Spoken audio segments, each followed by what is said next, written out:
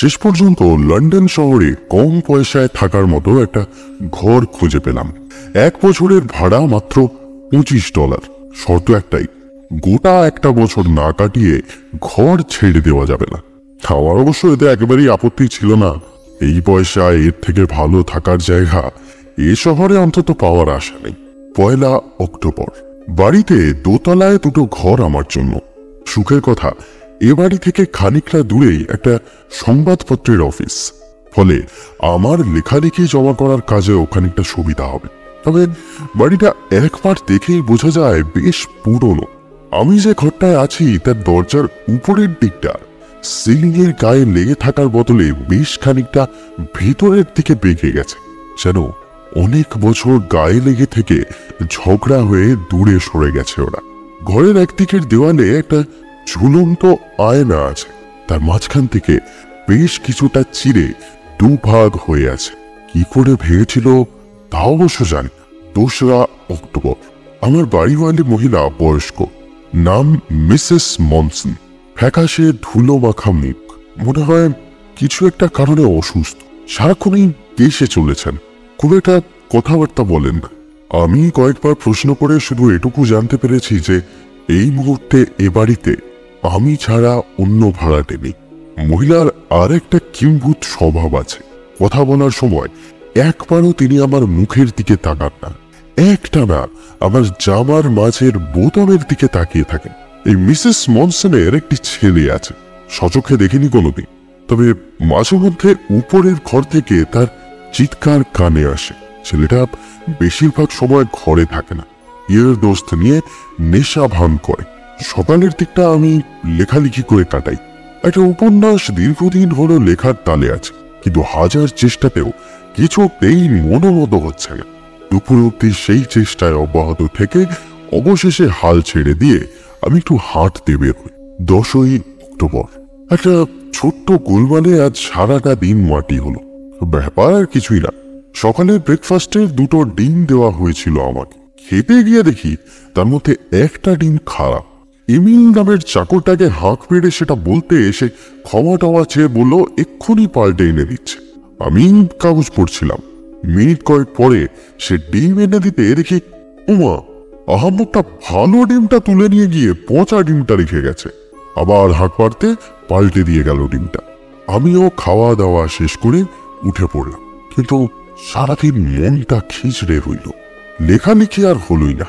শেষে রোজকার মতো হাল ছেড়ে দিয়ে হাঁটতে বেরিয়ে পড়লাম। বাড়ি ফিরতে ফিরতে প্রায় 9টা বাজলো। এর আগে রাতের অন্ধকারে দেখিনি বাড়িটাকে। কেন জানি না গাটা ছমছম করে উঠলো আমার। এত দিনের পুরনো বাড়ি, কবে কি ঘটেছে কে জানে।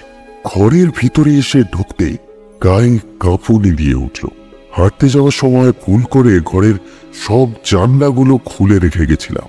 এখন সেখান দিয়ে হাওয়া ঢুকে গোটা ঘরটা বরফের মতো ঠান্ডা হয়ে আছে।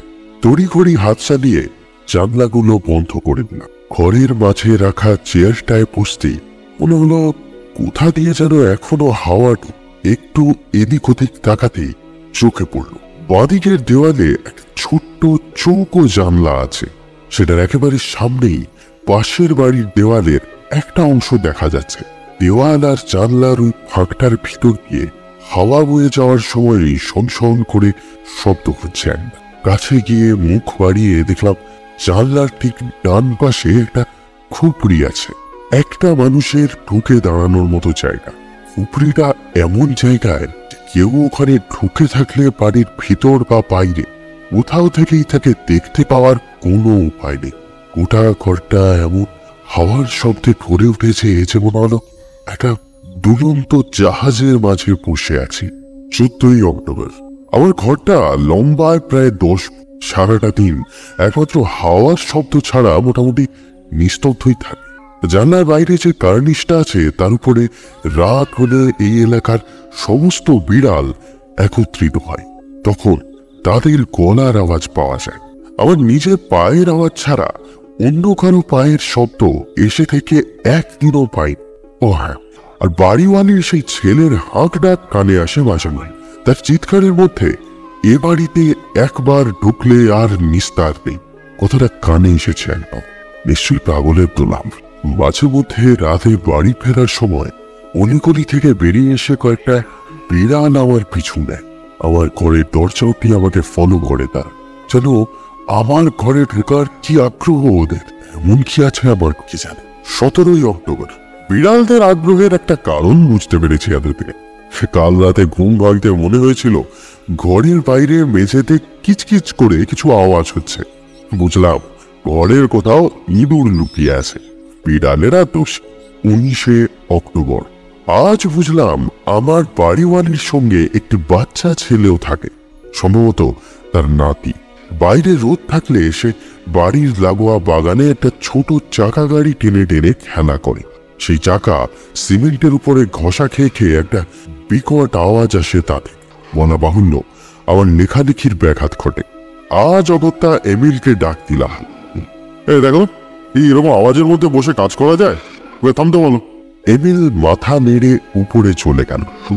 উপর থেকে ডাক আসতে ছেলেটাও গাড়ি থামিয়ে চলে গেল। মনে মনে একটু অপরাধবোধ অনুভব করলাম। যা হোক, বাচ্চা ছেলে। কিন্তু মিনিট 10 কাটতে না কাটতেই আবার সেই ঘর ঘর আওয়াজ। ছেলেটা আবার গাড়ি টানছে। বিরক্ত হয়ে ডাক দিলাম এমিলকে। এটা হচ্ছে নাকি? বললাম যেটা গাড়ি কেন? সে আমতা আমতা করে বলল, আসলে ওর খেলনা গাড়িটার একটা চাকা ভেঙে গেছে, তাই এরকম শব্দ হয়। ও তো সেটা সারিয়ে দিচ্ছ না কেন? ও নিজেই সারাতে দেয়। এরকম খেলনা চাকা টানতেই ওর ভালো লাগে। সে যাই ভালো লাগবে, শব্দ যেন না হয়। ঘাড় নাড়ে এমিল। আমি দেখ সেদিনের মতো শব্দ থেমে গেল। 23শে অক্টোবর। গত সপ্তাহের প্রায় প্রতিটা দিন সকালে সেই খেলনা গাড়ি টানার বিরক্তিকর শব্দ শুনতে হয়েছে আমার। প্রতিদিন সকালে নিয়ম করে এমিলকে হাত পারতে হয়। শেষ দিন মিসেস মডসন নিজে নেমে এসেছিলেন। আমার কাছে ক্ষমা টমা চেয়ে বাড়িটা আমার কেমন লাগছে সেই প্রসঙ্গে চলে গেলেন। আমি ইঁদুরের ব্যাপারটা জানাতে বললেন বাড়িটা নাকি কয়েকশো বছরের পুরনো। কোথায় কোন ফাঁকে ইঁদুর ঢুকে বসে থাকে খুঁজে বের করা প্রায় অসম্ভব। 30শে অক্টোবর। প্রায় 1 মাস হয়ে গেল এখানে আছে। জায়গাটা আমার সঙ্গে মোটেই খাপ খাচ্ছে না। কদিন হলো বিশ্রী মাথার যন্ত্রণা শুরু হয়েছে। বাড়িওয়ালি মহিলাকে আমার পছন্দ হয়নি।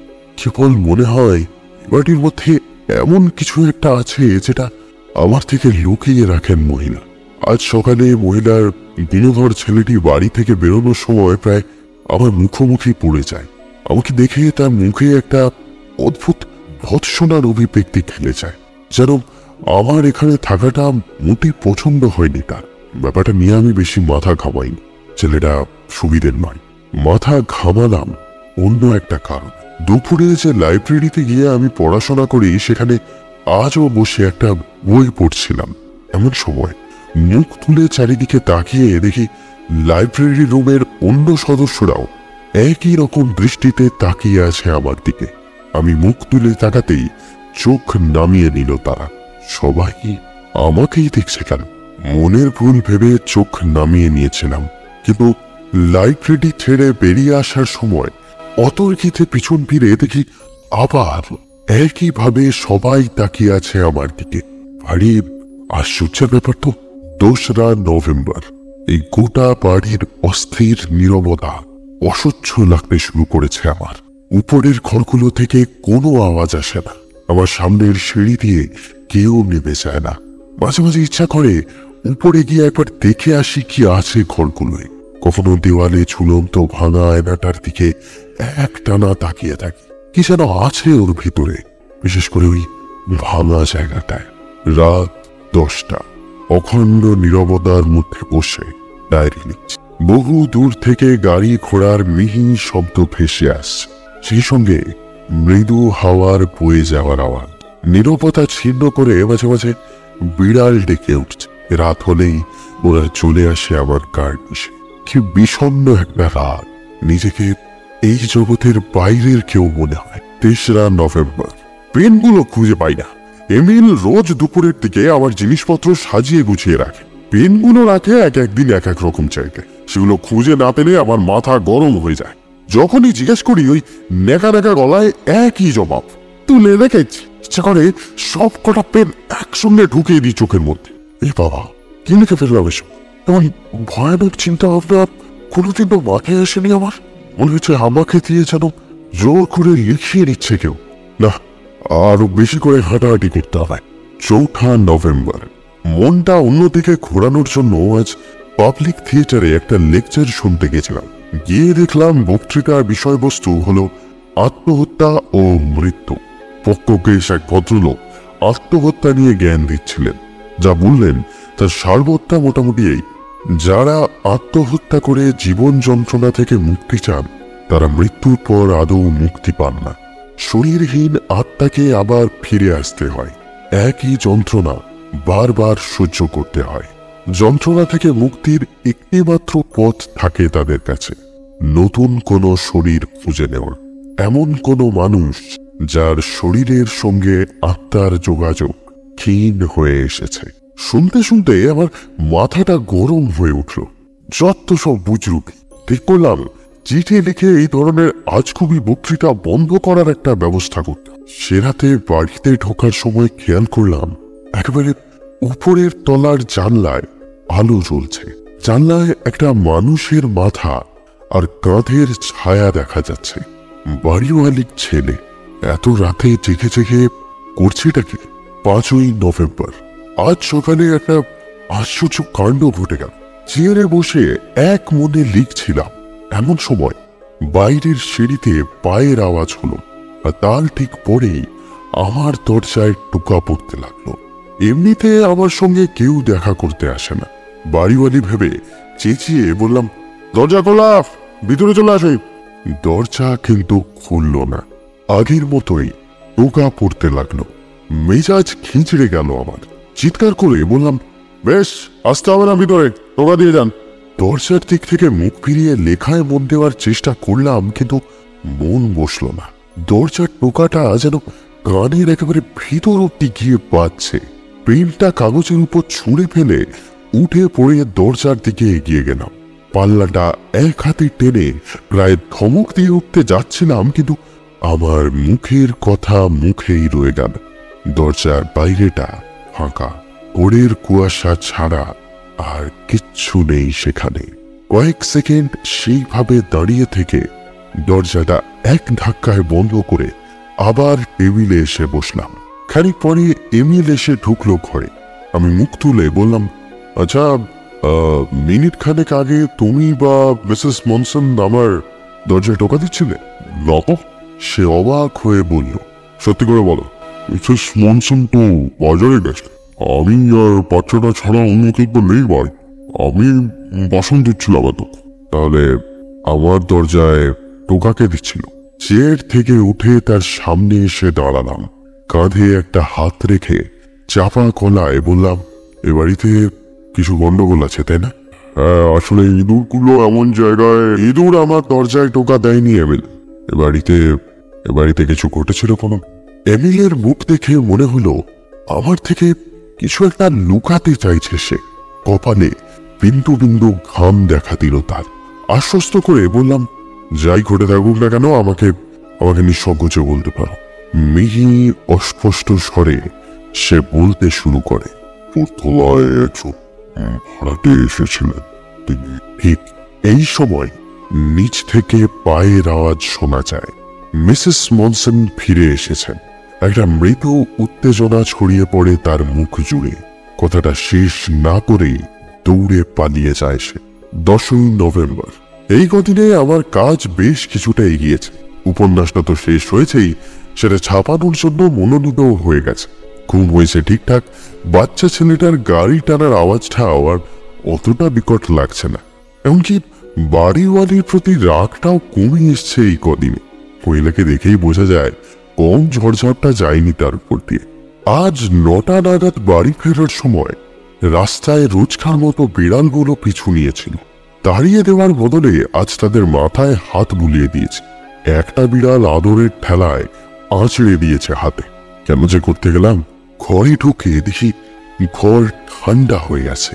টেবিলের উপর থেকে তেষ্টাইগুলো হাতে নিতে গিয়ে কারো সঙ্গে ছোঁয়া লেগে গেল হাতটা।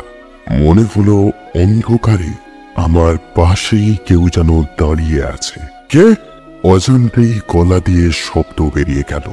ওর মধ্যে ঢিল পড়ার মতো প্রতিধ্বনিত হলো শব্দটা। কোনো উত্তর এলো না, শুধু মনে হলো আমার পাশ থেকে কেউ যেন দরজার দিকে সরে গেল। দ্রুত হাতে আমি দেশলাই জ্বালালাম। ভেবেছিলাম এমিল কিংবা মিসেস মনসনকে দেখতে পাবো, কিন্তু ঘর ফাঁকা, কেউ নেই। আমার মাথার চুল খাড়া হয়ে উঠল। দেওয়ালে পিঠ রেখে শেডে দাঁড়ালাম। পর মুহূর্তে মনে খানিকটা জোর এনে এক হাতে একটা মোমবাতি ধরে ঘর থেকে বাইরে বেরিয়ে এলাম। সিঁড়ির উপর মোমবাতির আলোটা পড়ে অনেকগুলো ধাপ স্পষ্ট হয়ে উঠেছে। আমার ঘরে যেই এসে থাকুক না কেন, সেই সিঁড়ি দিয়েই উপরে উঠে গেছে। সিঁড়ি ফাঁকা, এমনকি কারো পায়ের শব্দ অব্দি আসছে না সেখানে। ফিরেই যাচ্ছিলাম, এমন সময় একটা শব্দ শুনে থমকে দাঁড়িয়ে পড়লাম। খুব ক্ষীণ, অনেকটা যেন বাতাস বয়ে যাওয়ার শনশন আওয়াজে। কিন্তু আজ তো বাইরে তেমন হাওয়া বইছে না, তাহলে কোথা থেকে আসছে আওয়াজটা? মনস্থির করে নিলাম উপরে গিয়েই দেখে আসবো ব্যাপারটা। শব্দ এবং স্পর্শ আমার দুটো ইন্দ্রিয়ই একসঙ্গে ভুল করতে পারে না। ধীরে ধীরে সিঁড়ি দিয়ে পা বাড়ালাম। প্রথম ল্যান্ডিং এ মাত্র একটা দরজা, সেটা পরের ল্যান্ডিং এও একটাই দরজা চোখে পড়ল, কিন্তু এর হাতলে একবার চাপ দিতেই দরজাটা খুলে গেল। একটা ঠান্ডা হাওয়ার ঝটকা মুখে এসে লাগাতে বুঝলাম দীর্ঘদিন খোলা হয়নি ঘরটা। সেই সঙ্গে নাকে এলো একটা অবর্ণনীয় গন্ধ। যদিও খুব ক্ষীণ, তাও মনে হলো তেমন কোনো গন্ধ এর আগে নাকে আসেনি আমার। ঘরটা চৌকো এবং ছোট, সিলিংটা বেশ খানিকটা উঁচুতে। দুদিকের দেওয়ালে দুটো জানলা চোখে কনকনে ঠান্ডা, আর অদ্ভুত সেই গন্ধটা আমার নার্ভগুলোকে অকারণেই সজাগ করে দিল। ঘরের ভিতরে কোনো বড় সড়ো ফার্নিচার নেই, অর্থাৎ একটা মানুষ লুকিয়ে পড়ার জায়গা নেই। দরজাটা টেনে বন্ধ করে দিলাম আমি।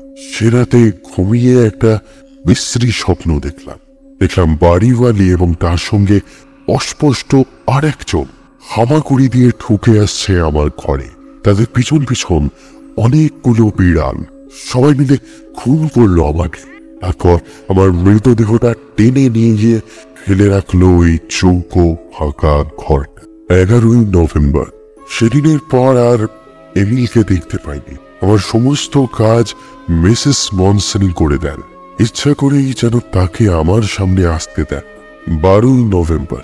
আজ সকালে তাড়াতাড়ি ঘুম ভেঙে গেছিল। বাইরের ঘর থেকে একটা বই নিতে এসে দেখি এমিল ফায়ার প্লেসে আগুন জ্বালানোর চেষ্টা করছে।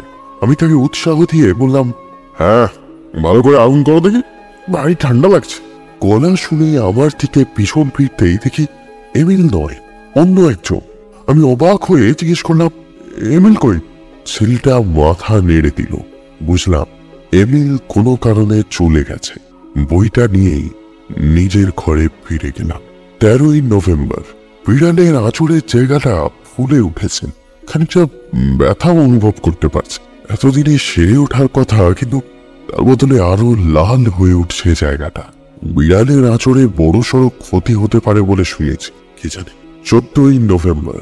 বাড়িটা কিন্তু আমার খারাপ লাগছে না। এখানে লোকজনের হইহল্লা নেই, চিৎকার নেই। অখণ্ড নীরবতার মাঝে লেখালেখির কাজটাও দিব্যি বই। শুধু ভিতর থেকে ইঁদুর আর বাইরে থেকে বিড়ালগুলোকে যদি কোনোভাবে সরিয়ে দেওয়া যেত। ভাবছি 1 বছর শেষ হলে আর 1 বছরের কন্ট্রাক্ট নেব। 16ই নভেম্বর। আমার নার্ভগুলো মনে হয় ক্লান্ত হয়ে পড়েছে। আজ সকালে ঘুম ভেঙে দেখি আমার জামা কাপড় ঘরের চারিদিকে ছড়িয়ে রয়েছে। পেটের চেয়ারটা উল্টে পড়ে রয়েছে মেঝেতে। জামা কাপড়গুলো দেখে মনে হলো সারা রাত যেন কেউ গায়ে দিয়েছিল সেগুলো।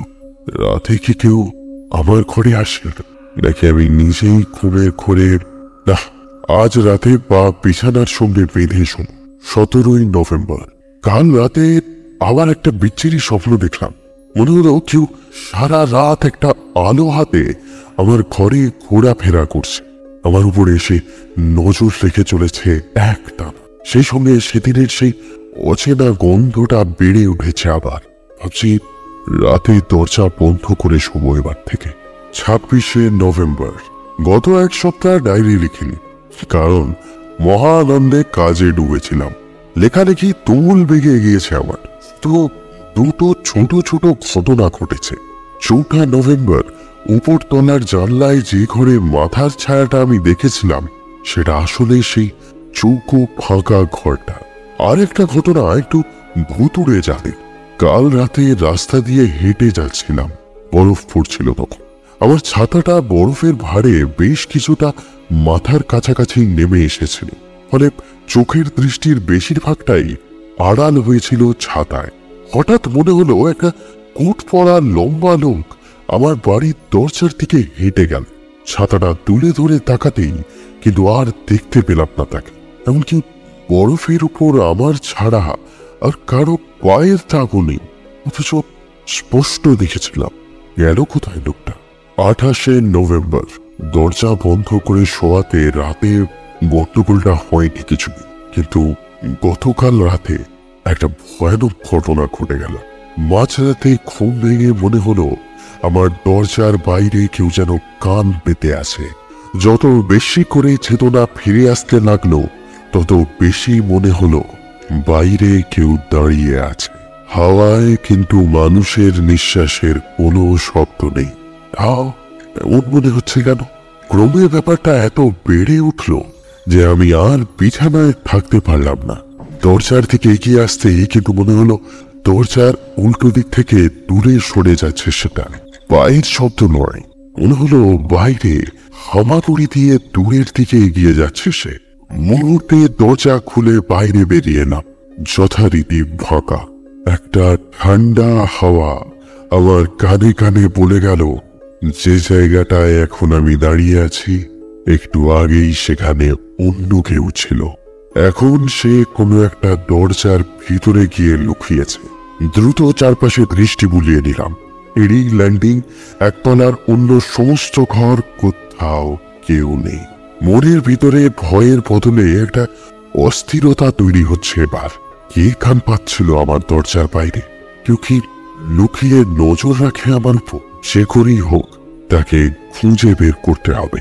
ফাঁকা প্যাসেজের দিকে বেশ কিছুক্ষণ তাকিয়ে থেকে আমি ঘরে ঢুকতে যাব, এমন সময় সিঁড়ির উপরে কিছু একটা দেখতে পেয়ে আমার পা আটকে গেল। সিঁড়ির একদিকের রেলিংয়ে বেশ কিছুটা অন্ধকার জমা হয়েছে। সেই অন্ধকারে ভালো করে লক্ষ্য করলে বোঝা যায় একটা ছায়া মূর্তি যেন লুকিয়ে দাঁড়িয়ে আছে সেখানে। মুখ, চোখ, হাত, পা কিছুই স্পষ্ট দেখা যায় না, তবে এটুকু বোঝা যায় আমাকেই দেখছিল সে। কে ওখানে? আমি ছুটে গেলাম সেই দিকে। ছায়ামূর্তি মুহূর্তে সিঁড়ি বেয়ে উপরের দিকে সরে গেল। আমি আরো দ্রুত পা চালালাম। মনে হলো হাওয়ায় ভেসে যেন উপরে উঠে যাচ্ছে সে। আমি ল্যান্ডিং এর কাছাকাছি পৌঁছাতে বুঝতে পারলাম ছায়ামূর্তি গিয়ে ঢুকেছে সেই চৌকো ফাঁকা ঘরটায়। দরজা বন্ধ হওয়ার শব্দ পেলাম আমি, যেন হাওয়া এসে ঠেলছে দরজাটাকে। এক দৌড়ে গিয়ে দাঁড়ালাম সেই দরজাটার মুখোমুখি। কয়েক পলকের জন্য সেইখানেই দাঁড়িয়ে পড়লাম। দরজাটা আধ খোলা। ছায়ামূর্তি তার স্বভাবসিদ্ধ ভঙ্গিতে দরজার ঠিক উল্টো দিকেই দাঁড়িয়ে আছে। ঘরে ঢুকতে গিয়েও আমার পা আটকে গেল। পায়ের নিচে কাঠের ফ্লোরবোর্ডের ভিতর থেকে একটা ইঁদুর কিচকিচ করে উঠল। আমি ভয় পেয়ে শিউরে উঠলাম। পর মুহূর্তেই কেটে গেল ভয়টা। কিছুটা পিছনে ফিরে এসে ডান পায়ে একটা সজোরে লাথি মারলাম দরজার উপর। সেটা সশব্দে হাট হয়ে খুলে গেল। আমি ভিতরে ঢুকে এলাম। অমনিতে রক্তের গতিবিধি অনুভব করতে পারলাম।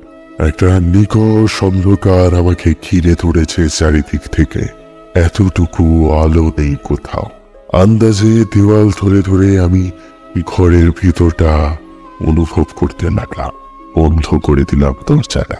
এই চৌকো ঘরটার মধ্যে এখন আমরা দুজন, হয়তো কয়েক ফুটের মধ্যেই, কিন্তু কে সে? এই সময় একটা অচেনা আতঙ্ক এসে চেপে ধরলো আমায়। মনে হলো আমাকে ভয় দেখাতে নয়, আমার শরীরটা চায় সে, আমার শরীরের খোলসের ভিতরে ঢুকতে চায়। প্রতিনিয়ত দৃষ্টি রেখে চলেছে আমার উপরে, সুযোগ খুঁজছে উপযুক্ত মুহূর্তে। কথাটা মাথায় আসতেই এক ঝটকায় দরজা খুলে নিচের দিকে দৌড় দিলাম আমরা। ভিতরে ঢুকে দরজাটা বন্ধ করে শুয়ে পড়লাম বিছানায়। সারা রাত ঘুম এলো না। সেই গন্ধটার কথা মনে পড়ল। ঘরে ঢুকলেই নাকে আসে গন্ধটা। কিসের গন্ধ? 2রা ডিসেম্বর। এতদিন যা ঘটেছে তার বেশিরভাগটাই আমি এই ডায়েরিতে লিখি, ভয়েই লিখি। সেসব ঘটনার স্মৃতি আমার মনের এক কোণে পড়ে থাকতে থাকতে একটা নির্দিষ্ট আকৃতি নিচ্ছে, স্পষ্ট হয়ে উঠছে একটু একটু করে। এই কদিনে কিছু একটা বদলে গেছে আমার মন। আমি যা ভাবি, যা লিখি, তার সবকিছু আমার নিজের ভাবনা চিন্তা নয়। মনে হয় অন্য একটা মানুষ মাঝে মাঝে চালনা করে আমাকে। তার ভাবনা মাঝে মাঝে এসে বাসা বাঁধে আমার মাথায়। বিশেষ করে কাজ না করে চুপচাপ বসে থাকলে আমার মনের উপর থেকে নিয়ন্ত্রণ হারিয়ে ফেলি। নার্ভগুলো আর আগের মতো সবল নয়। ভয়াবহ চিন্তাগুলো মনের মধ্যে চেপে থাকে। একটু সুযোগ পেলেই বেরিয়ে এসে গ্রাস করে আমাকে। যতদূর মনে পড়ে এই ব্যাপারটা শুরু হয়েছে সেদিন চৌকো ঘরটায় সেই অলৌকিক ছায়ামূর্তির মুখোমুখি হবার অর্থে। 5ই ডিসেম্বর। সেদিনের ঘটনার পর থেকে আমি রাতে আমার ঘরে একটা বাতি জ্বালিয়ে রাখি। খুব একটা গোলমাল হয় না, যদিও গত রাতে যে ঘটনাটা ঘটেছে সেটা ভেবে আমার বুক কেঁপে উঠছে এখনো। রাতে ঘুম ভেঙে আমি দেখি আমার ঘরের সেই ভাঙা আয়নাটার সামনে কেউ একজন দাঁড়িয়ে আছে। আয়নায় নিজেকে সে দেখার চেষ্টা করছে। মুহূর্তে বুঝতে পারি এই আমার ঘরে আড়ি পাতা সেই আগন্তুক। অচেনা সেই গন্ধটা তীব্রভাবে নাকে আসছে আমার। ছায়ামূর্তিটা আমার দিকে পিছন ঘুরে দাঁড়িয়ে আছে সে। মুখের সামনের দিকটা নেমে আসা চুলে ঢাকা পড়ে গেছে। সমস্ত গায়ে লাল ছোপ ছোপ দাগ। এক মনে নিজেকে দেখে চলেছে সে। আমার গলা দিয়ে অস্ফুটে একটা শব্দ বেরিয়ে আসতেই আমার দিকে ফিরে তাকায় সে। সেই বিভৎস চোখের দৃষ্টি এসে পড়ে আমার মুখে। একটা আর্ত চিৎকার করে না। আমি জ্ঞান। ভোর রাতে একটা পরিচিত গলা শুনে আমার ঘুম ভাঙে। চোখ খুলে দেখি আমার নিজের ঘরের ইজি চেয়ারে শুয়ে আছি। আমার মুখের উপর ঝুঁকে আছে এমিল। এতদিন পরে তাকে দেখে মনের উৎকণ্ঠাটা কিছুটা কাটলো। চারপাশটা একবার দেখে চোখে হাত খুঁজতে খুঁজতে বললাম, তো তুমি কবে এলে? আমি তো চাইনি স্যার। সে শান্ত গলাতেই বলল, তবে মিসেস মনসন উনি আপনাকে সত্যিটা জানাতে চাননি, তাই আমাকে আপনার সামনে আসতে দেননি। কি সত্যি বলো আমাকে। এখনো ভালো করে বাইরের আলো ফোটেনি। মিসেস মনসনের ঘুম হয়তো ভাঙেনি এখনো। সেটা মনে করেই মুখ নামিয়ে সে বলে, বছর খানেক আগে আমাদের একেবারে ওপরের তলার ঘরে এক ভাড়াটে আসেন। ভদ্রলোক চুপচাপ থাকতেন। দেখা হলে একগাল হাসি আর মাঝে মাঝে ইঁদুরের উৎপাতের জন্য মিসেস মনসনের কাছে অভিযোগ করতে আসতেন। তো এখানে আসার কিছুদিন পর ভদ্রলোক কুষ্ঠরোগে আক্রান্ত হন। রোগের প্রকোপে চোখ বিকৃত হয়ে যায় তার। টকটকে গায়ের চামড়া ফুলে যায়। কিছুদিন পরে আর সোজা হয়ে চলতে পারতেন না। বুনো জন্তুর মতো হামাগুড়ি দিয়ে এক জায়গা থেকে আরেক জায়গায় যেতেন। নাক দিয়ে ক্রমাগত রক্ত বের, ফলে যেখান দিয়ে হামাগুড়ি দিতেন সেখানেই ঝাপ ঝাপ রক্ত পড়ে থাক। যেহেতু রোগটা ছোঁয়াছে তাই ওনাকে একটা ঘরে তালা চাবি দিয়ে আটকে দেওয়া হয়। আমি গিয়ে দরজার তলা দিয়ে খাবার দিয়ে আসতাম। একটা সময় পরে খাবারগুলো অসুস্থই পড়ে থাকে। শেষে একদিন খাবার দিতে গিয়ে দেখি ঘরের দরজার বাইরে অনেকগুলো বিড়াল একসঙ্গে জড়ো হয়েছে। আলাম পড়ে থাকা খাবারের লোভ। সামনে গিয়ে দরজার ভিতর থেকে একটা কিচকিচ আওয়াজ পেলাম, যেন অনেকগুলো ধেড়ে ইঁদুর এক জায়গায় জড়ো করেছে। সন্দেহ হতে দরজা খুলে দেখি। পরের কথাগুলো বলতে গিয়ে একটু থেমে গেল এমিল। আমি কিছুটা আন্দাজ করতে পেরেছিলাম। তাকে একটা ঝাঁকুনি দিয়ে বললাম, কি দেখলে? দেখলাম ঘরের একেবারে মাঝে দু হাত এবং পায়ে পাথরের শক্ত হয়ে আছে একটা মৃতদেহ। আর তার সমস্ত শরীর ছিঁড়ে খাচ্ছে অন্তত সকালে ফেলে। কি বিভৎস সেই দৃশ্য, তা কল্পনা করতে আমার গায়ে কাঁটা দিচ্ছে। পরে আমরা জানতে পারি কষ্ট সহ্য করতে না পেরে বিশেষ ধরনের বিষ খেয়ে আত্মহত্যা করেন ভদ্রলোক। সে বিষের প্রভাবে মৃত্যুর পরেও তার শরীরটা ওইভাবে আমাদেরই দেওয়া অবস্থাতেই থেকে যায়। এমিল থামতে, জানি না কেন সেই লেকচারের কথাটা মনে পড়ে যায় আমার। আত্মহত্যার পর মৃত মানুষের আত্মা একটা নতুন শরীর খুঁজে বেড়াতে থাকে, এমন একটা শরীর যার আত্মা দুর্বল। এমিল ঘর থেকে বেরোতে যাচ্ছিল, কিন্তু থেমে গেল। ঘরের দরজাটা এখন আধ খোলা। ওপার থেকে একটা আওয়াজ এসেছে। আমি এগিয়ে গিয়ে হাতের এক টানে খুলে ফেললাম দরজাটা। নিচটা ফাঁকা, শুধু কাঠের মেঝের উপরে ফোঁটা ফোঁটা জমাট রক্তের দাগ।